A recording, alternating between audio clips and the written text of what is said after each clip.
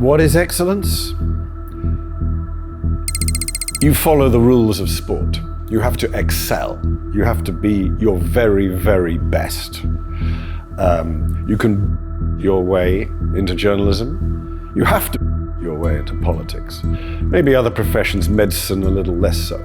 But don't be one of those people. You have to be excellent. You have to be like the best soccer and baseball players. Like you have to be the best of the best. But the problem is, as B.B. King said, the great blues musician, the nada say I was good, it's never good enough. It's never good enough, but you're gonna make it as good as you possibly damn well can. In order to be a truly excellent journalist, you have to be interested in people. You want to find out what makes them tick. Why do they do the things they do? You also need to be determined and ready to work hard. You need to have a commitment to expose wrongdoing, to ask the tough questions on behalf of your audience and your viewers. But while being tough on wrongdoing, you also have to have empathy for ordinary people, for victims of wrongdoing, for victims of natural disasters or man-made disasters. And I think as well, you have to remain curious and interested in the world around you. I think excellence in journalism, and this is because at least I see around me, there is a lack sometimes of really getting deep into a story, especially in an age where people's attention span is very short. We're completely inundated with news, and so sometimes the news that we're getting, it can be very superficial. I think excellence in journalism is getting deep under the skin of a story, staying on a story for a very long time until you become the subject matter expert in that story. So many times we as journalists have to, be subject matter experts on a variety of themes at any given time, all in one go. But for me personally, my thing was the Rohingya. So staying on the Rohingya story for many years at a time, going to the south of Thailand, really following the trail of Rohingya from Bangladesh to Thailand on their way to Malaysia, and living and breathing that story, which I think for many of us is a luxury now, but it does really take perseverance and really getting under the skin of a story like that. Number one, walk a straight line. Just keep walking that straight line. Don't swerve, don't get tempted, don't leave it. It should be much easier than it is to walk a straight line. Such are the temptations and the contaminations and corruptions of the profession of journalism. But you've got to keep walking that straight line, and sometimes it'll be easier not to, and you'll have to do it with a stone in your shoe. But keep walking, even if you have the stone in your shoe. 2, truth is true. Only tell the truth. Not a little bit of truth, not that bit of truth or the other truth, but as they say in law, the truth, the whole truth, and nothing but the truth. You can't write if you don't read. Read, read, read. Read the classics of literature. Read the great poets. Read the good magazines. Keep reading, because you're never going to write if you don't read. Not, obviously, always, but take notes. Use these things. Great piece of technology. They've been around thousands of years. Pencils, paper. Take notes. Use your handwriting. It's been proven that you will be neurologically more active if you use these than if you use only your laptop and your phone, which of course you will, but use these too. Chase history, as the great writer David Gran put it.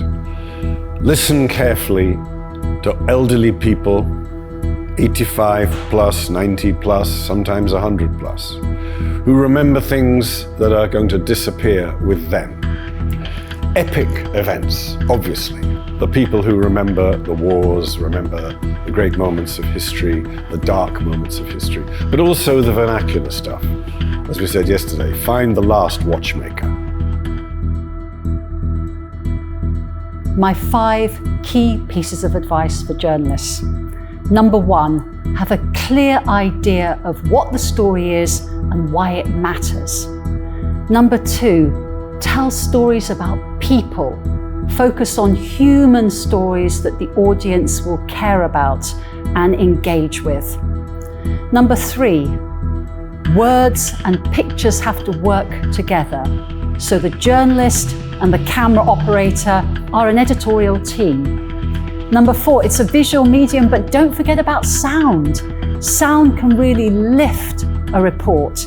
It can add atmosphere and it can also evoke emotions.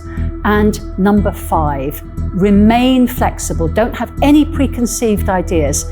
Yes, you know what you think the story is, but if the facts you discover along the way change, then you need to change your story with them. Never try to twist the facts to fit your preconceived ideas of the story. Try to be a jack of all trades. There used to be a time when someone would be purely a text journalist or a broadcast journalist, but I think those days are gone. So be a true multimedia journalist in the true sense of the word, wherever possible. I think you have to stay engaged in news that's beyond your country or your city and your region, because everything is so interconnected now that nothing happens in a vacuum. So you may be a journalist who's based in Bosnia, but I think it's really important to be engaged in current affairs and news that's happening outside of this country as well. Uvek je pravi trenutak da počnete da koristite veštačku inteligenciju u svojim redakcijama. Definišite jedan izazov i probajte da nađete nekoliko AI alata koji rešavaju taj izazov. Uvek proveravajte sadržaj koji vam AI alati ponude. Uključite sve kolege u sam proces odlučivanja kada je reč o upotrebi veštačke inteligencije, obavestite svoju publiku i naravno, pre svega i ispred svega, odgovorno koristite veštačku inteligenciju.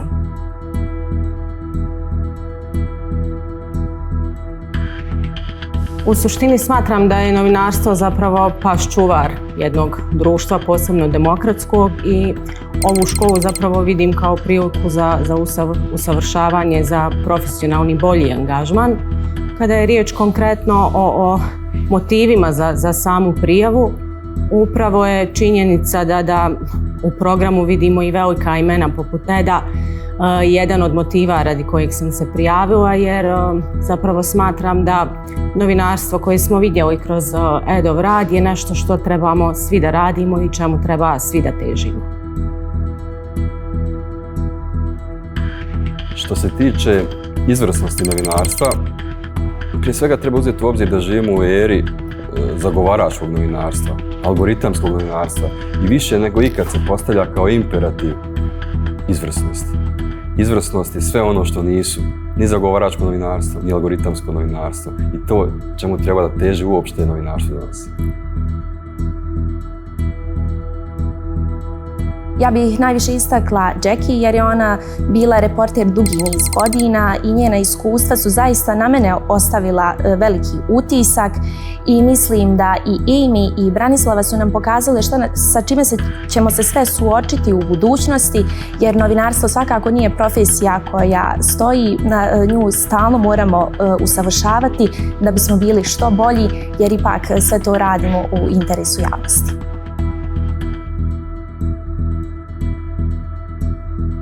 Vjerujem da novinar zapravo mora biti borac za istinu i pravdu, i ono što je Ed radio tokom 90-ih u Bosni i Hercegovini, kada je cijeli svijet zatvarao oči pred nepravdom, pred ratom, pred genocidom, pred ratnim zločinima, Ed je cijelom svijetu zapravo iznio tu istinu, i to je nešto čemu trebamo svi težiti.